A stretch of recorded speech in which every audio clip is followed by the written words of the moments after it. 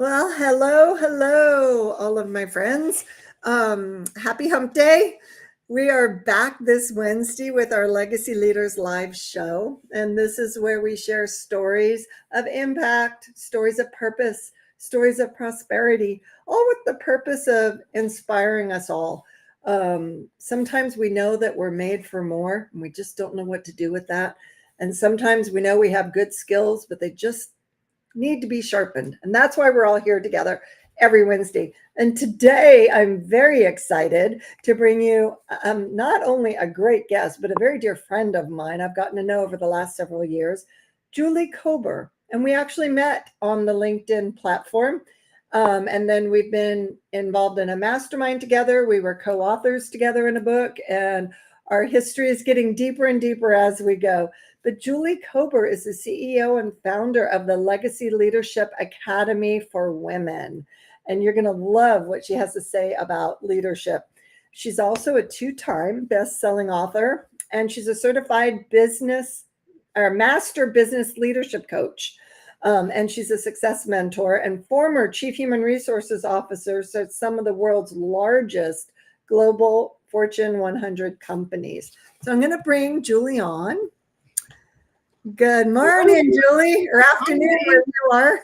Hello, everyone. Hi, Laurel. So good to be here. Thank you for having me. And most of you know I reign in Central California, and Julie's coming to us from Canada, the Ontario. Old Canada. That's right. Well, I don't want to. She's not bad now. I was going to say, I don't want to show you out my window today because it's a California classic for sure. Yeah, it's a little cold, but boy, is it beautiful. Absolutely beautiful. Nice. Julie, thank you for joining us today. As you know, you're a person I go to when I need a coach, when I need a little pick me up. I love you and what you stand for. And as you know, this is all about living a legacy. And it's so important for us to live it now and not just work really hard to leave a legacy. Leaving a legacy is important, but you also want to live out your legacy now. So how do you embody that? What does that mean for you?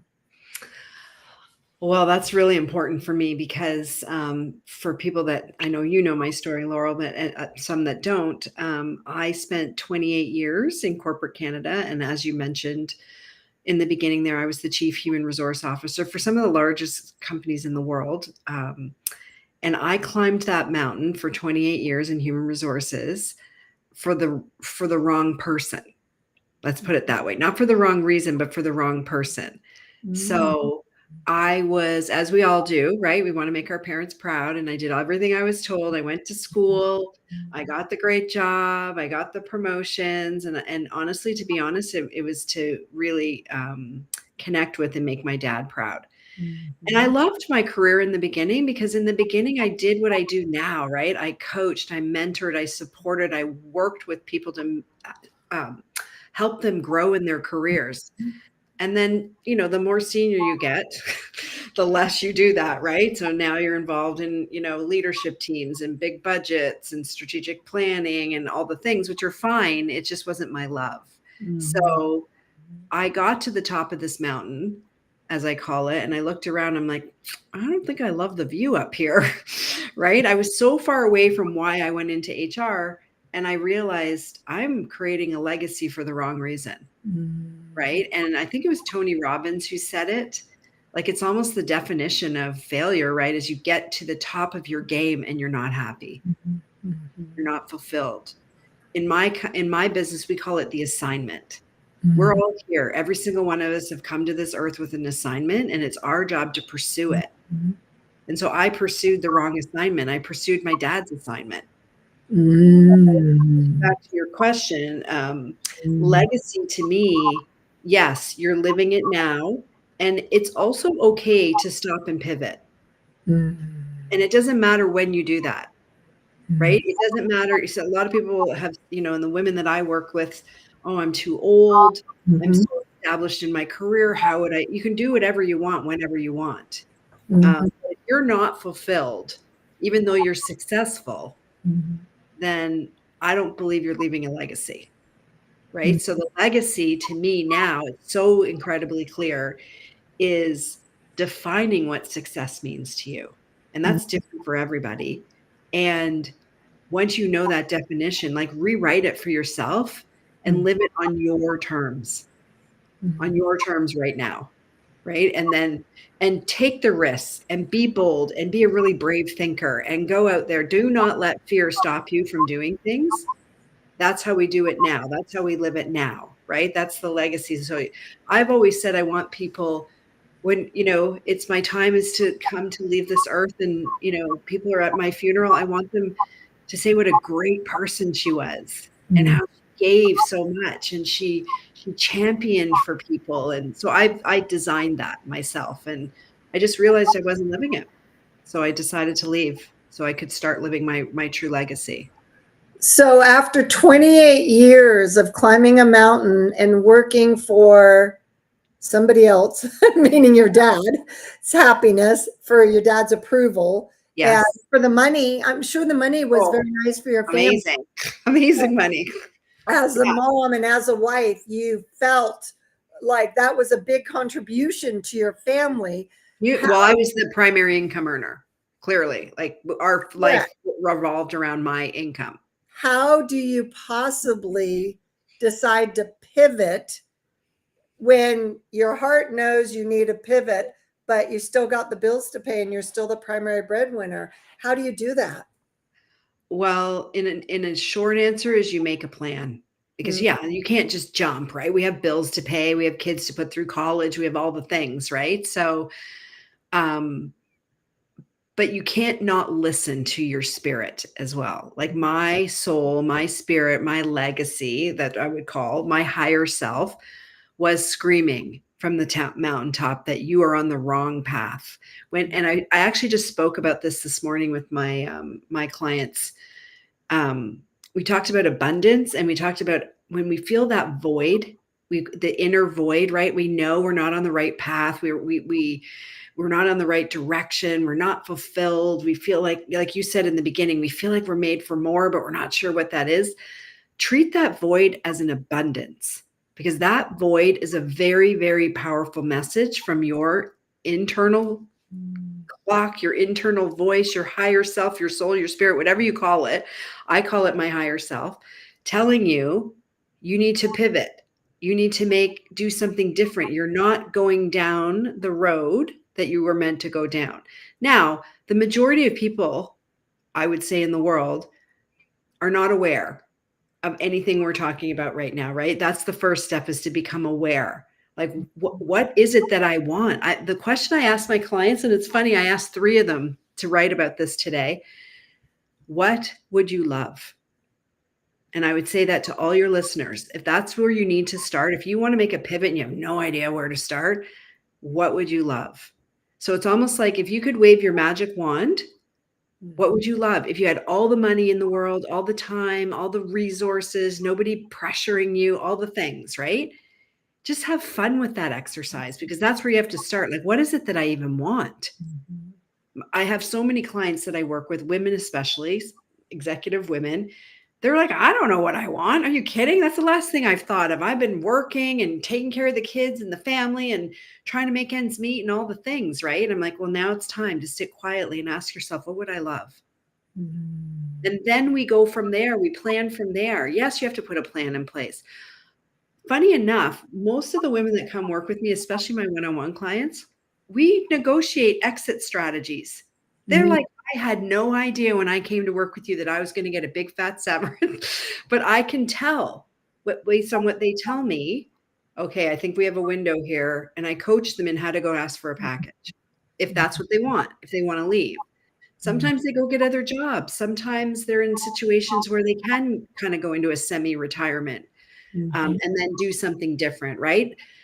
Sometimes stuff comes out of the blue, an inheritance sells. They decide they're going to sell their home. They make a sacrifice if it gets that bad, right? Because it can be really bad if you're in a job that you hate, right? And that is really draining all your resources and all your energy and all the things. You can actually get quite sick from a stress perspective. So we work on all of that. Like, yes, you have to put a plan in place, but we all know, and you know this, Laurel, this is your business, right? Like if you don't have your health, you have nothing. Mhm. And these big jobs, when you're not fulfilled and you're under so much stress, can take your health like that. Mhm. So I what is love what you said right back at the beginning. You said it's a vacant calling, and you may not know what it means, but don't ignore it. I yes. got the visualization of the phone ringing. In the old days, you pick up the phone and nobody's there, but it rang. That Mm-hmm. ringing got your attention. Yes. You didn't get Yes. the message yet. So you hang the phone back up, but now you're super vigilant. I wonder who is calling me. I wonder if they're just trying to Yes. see if I'm home. I wonder what's going on. Because now you're aware that Mm-hmm. something happened, all of a sudden the answers are going to fall into place moving forward. Maybe not that day, but moving forward because you're now aware that you got that calling. And Exactly. I remember myself when I had that feeling I wanted to be a leader in the Mm-hmm. worst way, bigger Mm-hmm. leader than I'd ever done before. But it wasn't because I wanted to lead, because I started thinking about it. I've been a leader. Why Yeah. do I want to do this? It's because I want more impact. I was Yeah. in environments where I didn't make that much of an impact. Right. I was more of a manager than Mm-hmm. a leader, even Mm-hmm. though I saw myself as a leader, but I was in a box where I was Mm-hmm. a manager. And Yes. so I had that vacant call going, you're bigger than this. You can do Mm-hmm. more than this, and you can make a difference. And yet I couldn't put words to it, but Mm-hmm. just It's a being feeling. aware. Feeling, right? Guess what came in my path? People What? like you Yeah. who encouraged me to get into bigger rooms, Mm-hmm. work on my development and growth, work Mm-hmm. side by side with people like you. And now look at my business. I found my purpose. I found my calling. Mm-hmm. I have words to what was that vacant calling. And so, Exactly. And so it's another way to put it too, for your listeners. I feel so strongly about this. Like people feel my conviction when I talk about this. Like what you just described, Laurel. Like I always use my cell phone as an example. Okay, Mhm. so I tell my prospects and my clients and everyone, not once in my life, ever in my life, I ever thought to myself, oh, maybe I should create a phone that we could watch movies on. Steve Jobs did, though. Like, so I say that because if you look around where you are right now, wherever anyone is, every single thing you can see was created twice. Once in someone's mind, and then it came out into the physical reality, right? Good point. If you have a thought come across your mind, like you just did, I made for more. I know I can lead.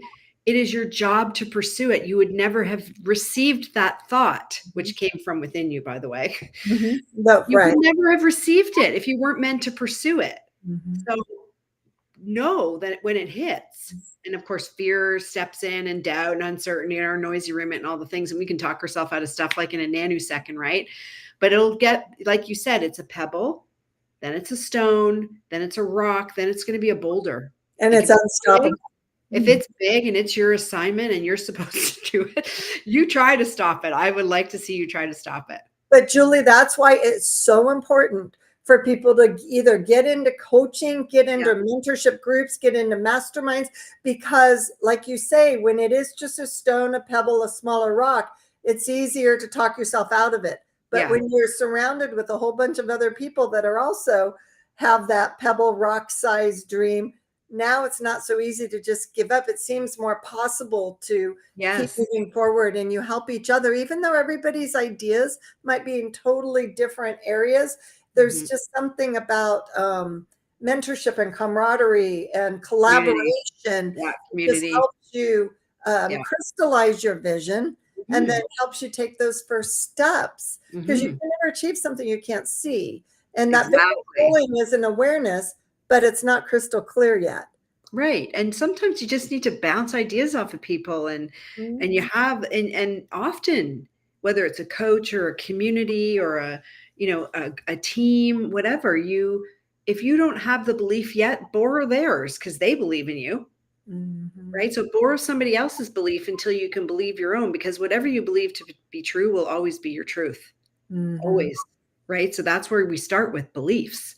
And that's why I say go within. What is it that you would love? and Mhm. not why do I want it or how am I going to get it. As soon as you start asking, and this is a big one for a lot, especially really ambitious women, how, Julie, Mhm. how? Okay, how? And that's why I said you need a plan, but we don't go to the plan. The foundational work we start with is, in depending on what coaching program people are in with me, my one-on-ones are 3 months. We can spend a month to 6 weeks just on what you want if The you're not why. clear, right? And Mhm. not, we then go to why, but they want to go right to the how. Okay, tell me Mhm. how to do this. As soon as you start asking yourself, how am I going to make this happen? How am I going to make this possible? You cut off all creativity. You've now gone to your left brain, and your right brain is your creative brain, right? And it's the one that's telling you what you love. That's where the answers come up from within your subconscious, your spirit, your higher self. As soon as you ask, well, how would I do that? Bang, creativity's off. Hmm. Off because now you're analytical. Now in your brain, analyzing in your prefrontal cortex. I'm really geeky about brain science. Now you're in your prefrontal cortex reasoning and rationalizing and figuring things out, which you're super good at, but that there's no creativity there. So it's hard. I mean, it sounds easy, but it's not to just sit and say, what would I love? And then because you start thinking, well, who am I? Who am I to want that? Or who am I to think that I could actually have that kind of money and that kind of a business and that kind of a career? Like that's self. And then the guilt and all those lower vibrations come in, which is all old baggage, right? Because you can have whatever you want, and the universe wants to bring it to you. God, source, the universe, whatever you believe, that power, that energy out around us Hmm. wants to give you this abundance. But you have to be clear on what it is and get it on in your vision, hold it in the vision and be clear. Tell it over and over, whether it's prayer or journaling or whatever you do, whatever your modality is, tell it every day. This is what I want. This is what I want. This, and it's not selfish to want things and not selfish to want big things.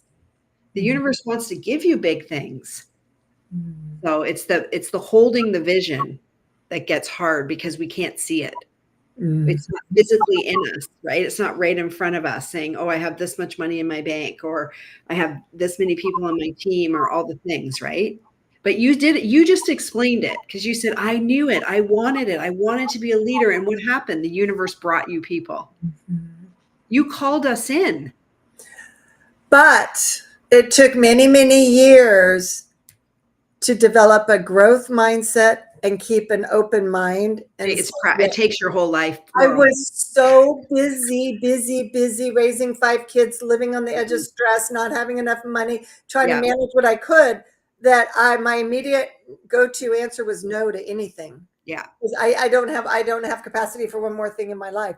I yeah. had to intentionally stop.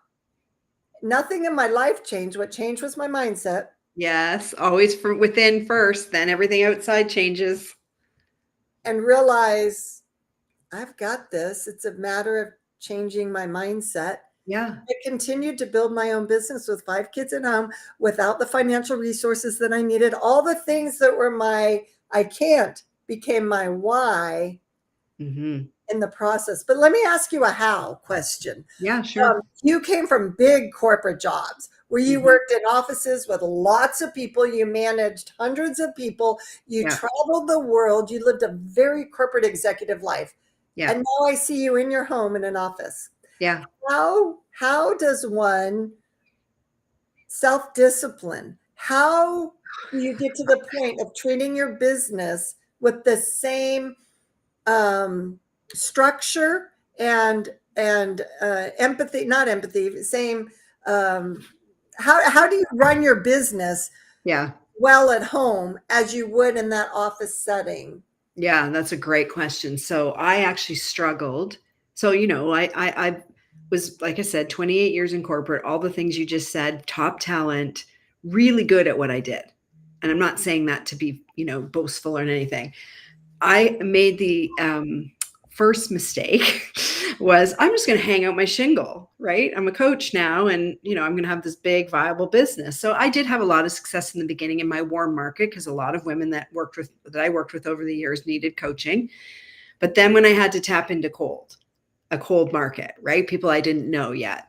that's when kind of things went awry for me. And I was sitting here in this office one day and thinking, what on earth is happening? I'm a very successful woman. I know I have a strong business acumen, all the things. And I asked myself questions, because here's the thing: the quality of your life is dependent on the quality of your questions. Okay. So I Mm. asked myself this question, like, what the heck is going on here? Mhm. What do I need to do? Not why is this happening to me and woe is me or anything. And I was sitting looking out my window here, and it hit me like a ton of bricks. I'm like, oh my gosh, I am running this business like an executive versus entrepreneur. Mm. This is all about identity, right? Mm. I did not have yet the identity of an entrepreneur. And I thought, okay. And that was like just a hit that came. I call it an inspirational hit. I'm like, okay, well, what's the identity of an entrepreneur? And I started researching it, and I started, digging into identity work and how you change your identity. And it didn't happen overnight, because, 28 years as an executive or as an employee, right? And now I'm like, I don't get a paycheck every 2 weeks. You're right. I have to decide. Nobody knows whether I show up to my desk or not. The bottom line does, though. My bank account does, right? So yeah, you have to you have to decide, who do you want to be. So that's what I learned. This is when I started doing identity work. I started uncovering the leadership model that the top 5% in the world follow. The most successful leaders in the world, the top 5%, follow this model. I'll do both. The 95% of the world that follow the other model is, what do I need to do to have what I want to have? And then I will be happy, successful, rich, abundant, wealthy, whatever, right? So the B comes last. It's backwards. That's what keeps you stuck. They go right. That's the person who goes right to the how. Action, action, action. Totally, like, and that's why if you look at the weight loss industry, I always use that as an example. Why is it that the gyms are empty by February? Right? On January, we're going to the gym, we're eating healthy, we're acting, we're going to lose that weight, blah, blah, blah. And by February, we're done. They've done nothing to change their health identity, right? They didn't decide who they want to be and how they're going to be as a healthy person. They just went in right into the do. So the 5% follow, who do I need to be and what do I need to do? Equally important to have what I want to have. The B Mhm. comes first. And the B is all identity. So to answer your question, I have to be committed. I have to know that I am 100% responsible for my success. Nobody else is. I have to be disciplined. I have to be focused. And I had to be all that in corporate as well. I was that. That's why I was successful there. But I had a boss, and I had expectations to hold me accountable. I am the boss now. I have to hold myself accountable. So Mhm. it's showing up and deciding, can you be that person that holds yourself accountable, that Mhm. does the things that, you know, does the do every day that, maybe you don't want to, that you don't love. And in the beginning, when you're a solopreneur, you're doing it all until you can hire a team, right? So I just had to really dive into what it means to be an entrepreneur from an identity perspective. And that means, so for an example, I'll give you an example. I honestly some days don't know what day of the week it is, because I work on Saturday, I work on Sunday, maybe I don't work on Monday. Like, it's not a 9 to 5, Monday to Friday. Like, my friends that work are like, "What? You're working on the weekend?" I'm like, "Yeah, but I just took Wednesday, Thursday, and Friday off." Right? Like, there's no schedule. There's no set, paycheck. You're just working what needs to get done and honestly, when you're doing what you love, to me anyway, it doesn't feel like work. I agree. Wait to run in here on a Saturday morning and get a few things done. I Mhm. mean, I don't work anywhere near as hard as I did in corporate. Mhm. Nowhere near, because I know I have complete time flexibility. I walk my dog in the middle of the day. I go to a forest. I do whatever I want. Not Mhm. to say I don't have busy days. There's definitely days where I can't do that. But believe me, most people go into entrepreneurship for the freedom, Mhm. and it's worth it. But You need to know. Another thing I'll tell you quickly that I knew when I had changed my identity. I was doing some research for a corporate or one-on-one client who was pitching to a corporation. So she said, "Can you just do some corporate research for me and give me a summary of the company?" I'm like, "Yeah, sure. I love doing that." So I go get their annual report. I do my thing. The first thing I do is I go look at the top 5 income earners. This was a California based medical equipment company. And so the CEO, his base or his total compensation was, I think, 750,000, let's say something like that. And I remember looking at it going, that poor gentleman, he can only make 750,000 a year. And I'm like, what? As an employee, you'd be like, are you kidding? Like, that's huge, right? But as an entrepreneur, I know many coaches that make way more than that. Mhm. Multiple 8, multiple 9, 10-figure businesses, right? Mhm. So that's the difference as well. You're capped as an employee, right? Not to say 750,000 isn't a lot of money. It is, but I had never thought that way before. So when your identity changes, by your thoughts.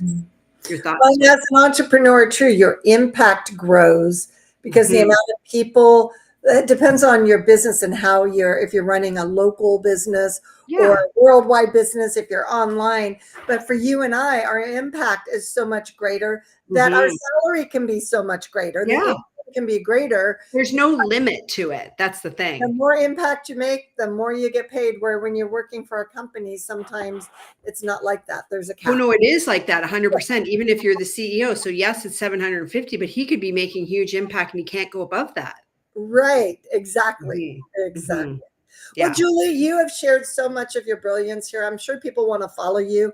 Somebody might even want a phone call with you. Yeah, Tell sure. us just a little bit about your academy and how can people reach out to you? Sure. So it's the Legacy Leadership Academy for Women. Our two primary focuses is we have a group coaching program, which is called the Legacy Collective. The doors actually, I mean, they're open technically all the time. We actually just had some new people come in there. And that is group coaching. That's for women who are probably fairly new in the process, like getting into that first 6 figures, their first sort of 6 clients. They're getting it built. They're trying to get momentum going. They're trying to get that consistent revenue every month, and they see the power in the group. So there's that. And then we also I hold always 5 spots for one-on-one coaching. So I have lots of women that come to me that are just like, okay, 3 months, head down. This is what I want to achieve, one specific goal. And we work through vision casting, goal setting, setting a strategic business plan that's very specific to that thing that they want. And then off they go. Mhm. So those are the two main coaching programs. I think the best way probably would be well, you can always book a consult with me. We call it the Legacy Breakthrough Call. So you can find that on LinkedIn. It's right up wherever in my page. You can come on my website. You can book stuff there. But yeah, probably the best. My platform I'm on all the time is here, LinkedIn. So you can DM me here if you want to chat and learn anything about our business. But yeah, everything's out on the website Well, as when well. we're off the air here, I'm going to ask you to drop some of your contact info, maybe even Yeah, your website in the comments. Make it sure. easy for people to find you Yeah. because, friends, I cannot recommend Julie enough. She is the real deal. And that's why I just love watching you grow. You know what I love watching about you too? You're open to pivots, little Oh pivots, yeah. big pivots on a regular basis. You've Yeah. been at this for what? Many years now doing it, 4 years now. Yeah. and yet it keeps looking a little bit different each time, Hmm. and I love that because it keeps you growing, and it Yes. keeps your content fresh, and Yeah. Trial and error always, right? Yeah. your energy pulls everybody else in a very energetic way. And a Awesome. lot of people develop a coaching program, and then that's what they do year in and year out, year in. It starts to lose the energy. Well, And for me, I have to be able to get my clients, help them get results. I mean, they're responsible for the results, but so that's very specific to them, right? So I do prefer to have it. That's why our groups never get too big because you just wouldn't be able to get the results that I want to get them. So yeah, there has to be that hands-on touch for me. That's just how I operate. well, thank you so much. I'll You're probably invite welcome. you back again later in the year. Anytime. We'll pick a different topic. Yes. I might pick your brain on I'm not sure yet, but I will pick your brain on something because I love how you explain things. I always Sure. have these poof aha moments whenever I spend time with you. And I'm hoping those that are watching this or listening to it also are experiencing that same thing. So you have a gift, my friend, and thank Thank you for you. sharing it with me and all of our audiences. Thank And you for having me. It was a pleasure. I love to chat with anyone. I'm a gabber, so reach out. And yes, you'll come on my podcast when I launch in a few months. I That's what it's absolutely love called, that. The Peaceful Pivot. Oh, I like it. Yeah, we're gonna talk to women who have made the pivot, right? Gotcha. And maybe it wasn't peaceful in the beginning like mine, but then we're gonna talk about all different stories around how you can do it. If you see someone who's ahead of you and is doing what you want, that's a proof that you can do it. Mhm. Just get the help. Exactly, right? Oh, I can't wait. Yeah, When's so your I'll have you launch on my date? podcast. Do you have your launch date? It's gonna be in April if we don't have a date. Yeah. That's soon. Yeah, pretty It's soon. next Pretty month. soon. Yeah, I know, right? I know, don't remind me. That's awesome. All right. Well, thank you very much. And for the rest of you, jump in next Wednesday when we're back again. Every Wednesday at 11 o'clock Pacific, which is 2 o'clock Eastern, we do the Legacy Leaders live show. Hope you've enjoyed it. Feel free to reach out to either Julie or I if you want to chat. And have a great rest of the week, everyone.